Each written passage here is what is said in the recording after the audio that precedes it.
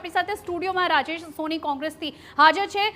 રાજેશભાઈ, કઈ રીતે તમે જોવો છો મહાગઠબંધન માટે તેજસ્વીની જે અત્યારે હાર તરફ આગળ વધી રહ્યા છે, કેટલો મોટો ઝટકો અને કયા ફેક્ટર્સ તમને લાગે છે કે કામ નથી કર્યા?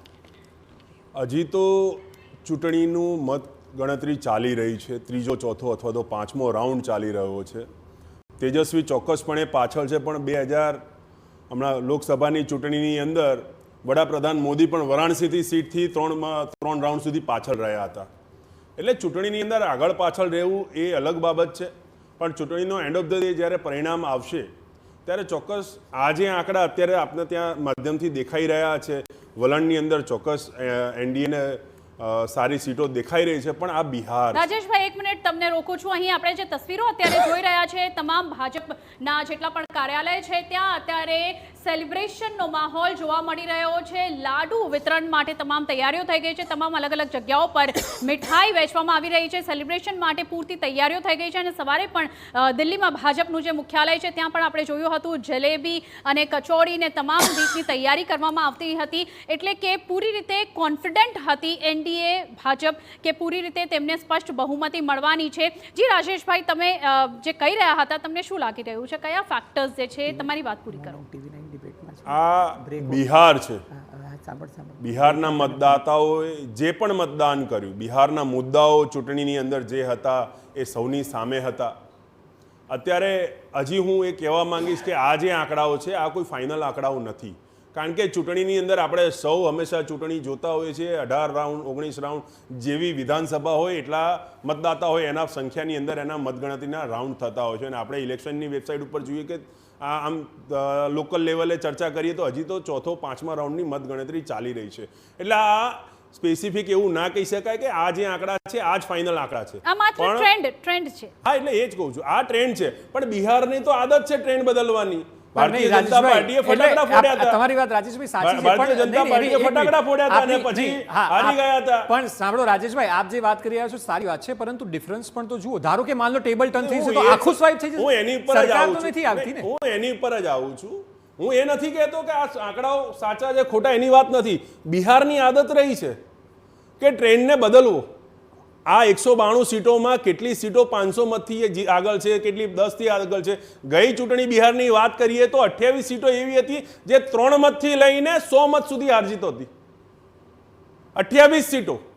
હવે 28 સીટો તમે આ 190 માંથી 28 કાઢ નાખો તો બી આંકડો તમારો 150 ની અંદર જશે। અને હજી તો આ ચોથો રાઉન્ડ છે, હજી તો પાછળના 16 રાઉન્ડોની મતગણતરી બાકી છે।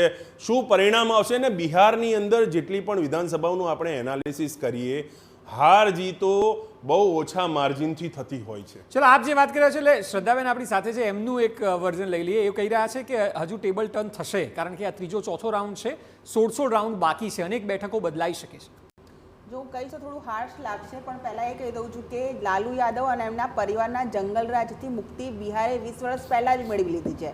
એનડી અને સુશાસન બાબુ તરીકે જેમણે ખ્યાતિ મેળવી છે એવા નીતિશ બાબુએ, અને ત્યાં આખી જે છે રાજનીતિ થઈ છે, વિકાસના મુદ્દા પર થઈ છે, મહિલા સુરક્ષાના મુદ્દા પર થઈ છે, મહિલા અને યુવાઓના મુદ્દા પર થઈ છે। આ એ બિહાર છે કે જેણે આખા ભારતભરની અંદર તમે બ્રેઇન કહો કે આઈએસ છે, આઈપીએસ છે, ડૉક્ટર છે, એ લોકોને ત્યાંથી પલાયન થવું પડ્યું હતું। એવું જંગલરાજ, એવું માફિયા રાજ હતું। આ એ બિહાર છે કે જ્યાં આઈએસની પત્ની પણ સુરક્ષિત નથી, જેણે બ્યુટીનો ક્રાઉન લીધો એવી મહિલા પણ સુરક્ષિત નથી, મહિલાઓના મુદ્દાઓની ક્યારે વાત કરવામાં નહીં આવી, યુવાઓની વાત કરવામાં આવી। આ એ બિહાર છે કે જ્યાંના લોકોએ ભારતભરમાં જઈને પોતાનો પરસેવો કાઢીને ભારતનો વિકાસ કર્યો છે, પણ પોતાના હોમટાઉનમાં એ લોકો લાંબા સમય સુધી આ જંગલરાજના લીધે વંચિત રહ્યા હતા। એટલે આ એમનો અવાજ છે કે જે આજે આવ્યો છે। જ્યારે આજે તમે મખાનાની વાત કરો છો, જ્યારે આજે તમે મહિલા સુરક્ષાની વાત કરો છો, જ્યારે ત્યાં દારૂબંધીની વાત કરવામાં આવે છે, એટલે એનડીએ જે વાત ઉપર ગઈ છે ભાઈ, એ ધરાતલના મુદ્દા પર ગઈ છે। રાહુલ ગાંધીની જેમ પાણીમાં જઈને ત્યાં ડૂબકી લગાડીને માછલી શોધવા ગયા હતા તો એ માછલી બી ગાયબ થઈ ગઈ, એ ડૂબકી બી ગાયબ થઈ ગઈ, અને રિઝલ્ટ તમારી સામે છે। આપ જે વાત રાખી રહ્યા છો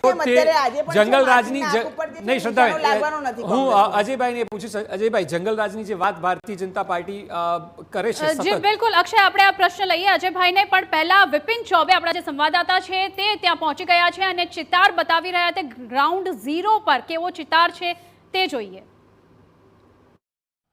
बिहार चुनाव का परिणाम आ चुका है। लगभग 11:30 बजे तस्वीर साफ हो रही है और एनडीए सरकार बनाती हुई नजर आ रही है और ऐसी लैंडस्लाइड विक्ट्री है जिसकी कल्पना शायद बीजेपी ने भी नहीं की थी। और मुख्यमंत्री आवास के आसपास के चौराहों की तरफ बड़े बड़े पोस्टर लग रहे हैं जिसमें मुख्यमंत्री को लेकर और नीतीश कुमार के नेतृत्व को लेकर किस तरह के पोस्टर लगाए जा रहे हैं वो एक तरफ से देखिए। सबसे पहले टाइगर अभी जिंदा है। जो लोग ये कह रहे थे कि नीतीश कुमार बूढ़े हो गए हैं, भूलने लगे हैं, अब सत्ता पर पकड़ उनकी ढीली पड़ने लगी है, उनको यह जवाब। और उसके बाद जो जनादेश आया है उस जनादेश को दर्शाती ये तस्वीर देखिए।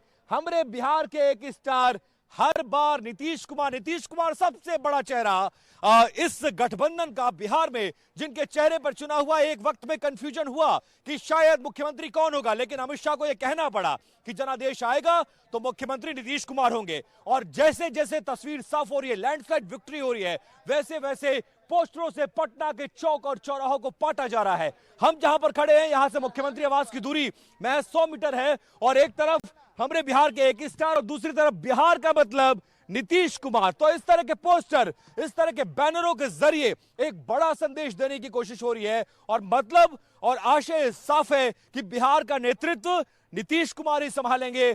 सत्ता पर पकड़ उनकी अभी भी बाकी है और अपना दबाव कहीं ना कहीं पूरे गठबंधन पर बनाते हुए और ये बताते हुए कि सबसे बड़ा चेहरा होने के नाते 20 साल का सुशासन और उनके सुशासन के दम पर यह सरकार आ रही है और इसको लेकर पूरा पटना पोस्टर और बैनरों से पाटा जा रहा है। कैमरा पर्सन सुनील के साथ विपिन चौबे, TV9 भारतवर्ष, पटना।